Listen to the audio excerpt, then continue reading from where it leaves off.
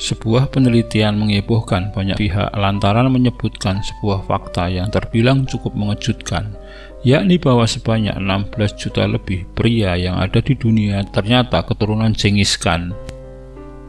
Hal ini disebabkan karena Genghis Khan setidaknya memiliki 1000 selir yang tersebar di seluruh dunia.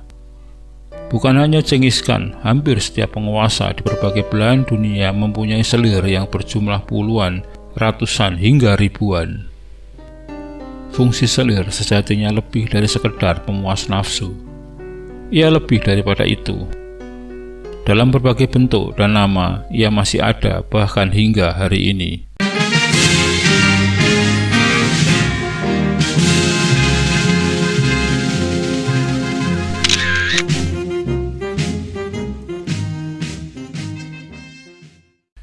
Namun sebelum dilanjutkan video ini, mohon bantuannya untuk mengklik tombol subscribe di bawah ini bagi Anda yang belum berlangganan channel ini, guna bersama-sama membangun channel ini dan agar Anda tidak ketinggalan update terbaru dari channel ini.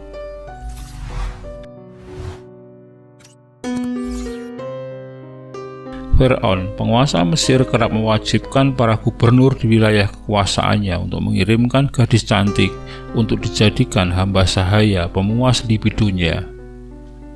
Di wilayah kerajaan Aztec Meksiko, Montezuma II, sang penguasa, tercatat memiliki 4.000 selir. Dalam tradisi masyarakat Aztec, setiap anggota kaum bangsawan wajib memiliki selir sebanyak-banyaknya semampu mereka. Sementara itu, Raja Kasyapa dari Sigiriya di Sri Lanka memiliki 500 perempuan di haremnya. Di Cina, sekalipun tak punya waktu untuk mengumpuli selir-selirnya, Kaisar Huanzong memiliki 40.000 selir. Di barat kisah serupa tak jauh berbeda. Semisal, sejak pendirian Roma pada 753 sebelum Masehi, urusan seks telah menduduki tempat penting yang tak terpisahkan dalam aspek politik dan sejarah Romawi. Diawali dengan peristiwa pemerkosaan massal wanita-wanita di kota Sabine pada 750 sebelum Masehi, karena Romawi kala itu kekurangan wanita-wanita subur. Bangsa Eropa bahkan relatif serba boleh dalam urusan seks. Selain dengan perempuan, seks dianggap lumrah dilakukan dengan sesama laki-laki hingga bahkan anak atau ibunya sendiri. Kisah paling terkenal salah satunya adalah kisah Kaisar Nero yang menikahi budak laki-lakinya. Kala kekristenan datang, kisah tentang skandal selir relatif berhasil dikendalikan dan ditutup rapat-rapat. Namun hal tersebut bukannya tidak lagi terjadi. Dalam bukunya yang berjudul A History of Mistresses atau Wanita Simpanan, seorang penulis dan sejarawan Kanada, Elizabeth Abbott, menulis skandal memalukan yang terjadi di Eropa, bahkan di gereja. Abbott menulis tentang kehidupan seks para paus yang dianggap suci, yang secara ironis mempunyai anak haram dari para selir gelap mereka. Hal itu bahkan diakui oleh Paus Innocent ke-8. Skandal itu terjadi pada abad ke-9 hingga pertengahan abad ke-11, sehingga kepausan pada era mereka dikenal sebagai pornokrasi. Bagaimana dengan di Nusantara? Sama dengan daerah lain, para penguasa daerah rata-rata memiliki selir pula. Kisah paling kita ingat adalah kisah seorang selir yang menginspirasi gerakan emansipasi wanita. Beliau tak lain tak bukan adalah Raden Ajeng Kartini yang menjadi istri selir dari Adipati Rembang, Kanjeng Raden Mas Adipati Aryo Singgih Joyo Adiningrat. Sementara untuk Raja Jawa yang tercatat memiliki selir terbanyak terutama di era modern adalah Sri Susuhunan Pakubuwono X dari Surakarta yang memiliki selir sebanyak 40 orang. Sri Susuhunan Pakubuwono X memang dikenal raja terkaya, bahkan beliau adalah pemilik mobil pertama di Asia. Lantas apa alasan sebenarnya dari keberadaan selir ini? Selir adalah perempuan pendamping selain istri utama, permaisuri atau ratu. Dalam tradisi Jawa, selir disebut garwa ampean. Menjadi selir boleh jadi memang cara pintas kala itu untuk hidup makmur. Setidaknya si perempuan dan keturunannya terjamin secara ekonomi dan sosial. Dan jika cukup beruntung dan berhasil mengambil hati sang raja, ia bisa menjadi selir kesayangan bahkan menjadi permaisuri atau ratu.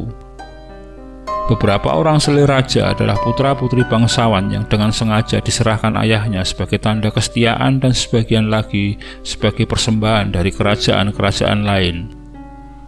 Ada pula selir yang berasal dari masyarakat kelas bawah yang dijual atau diserahkan keluarganya dengan tujuan untuk meningkatkan posisi keluarga agar memiliki hubungan darah dengan keluarga istana. Jika akan menjadi calon selir, ada beberapa persiapan yang harus dilakukan, yakni dibekali dengan kemahiran membatik, menari, dan pemahaman sopan santun serta etika budaya keraton. Calon selir diperkenalkan kepada kalangan istana oleh orang tua mereka. Pada awalnya para anak belia ini dididik menjadi penari yang bertugas menghibur raja.